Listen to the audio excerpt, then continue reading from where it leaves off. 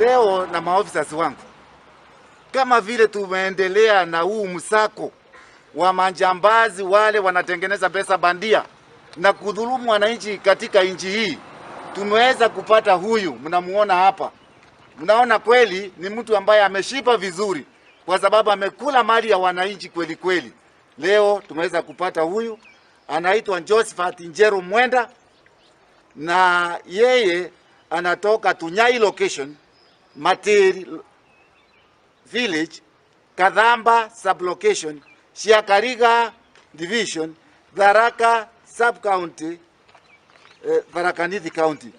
Huyu jambazi huyu mnaona wa kikundi kile kingine, yeye yako na miaka 33 hapa kwa hoteli. Huyu anafanyia, alikuwa amejificha katika hoteli moja hapa Chuka town.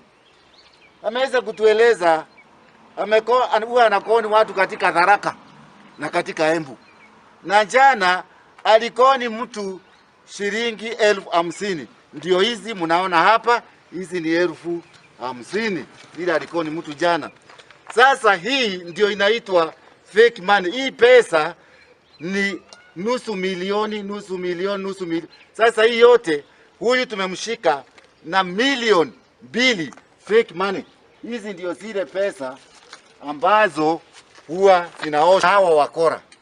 Tutaendelea kuwasaka, hatulali. Mimi na maofisa yangu tutaendelea kuwasaka mpaka tuone mambo haya ya wash katika Tharaka Nithi imeisha, na ikiwezekana tunaungana na wale maofisa wengine.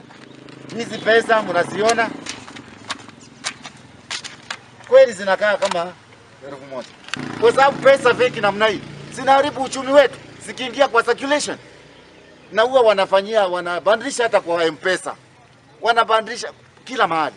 Sasa naomba wale watu wako na hii mtaani, hii KCB mtaani, hii cooperative mtaani, wale wako na M-Pesa wawe waangalifu zaidi,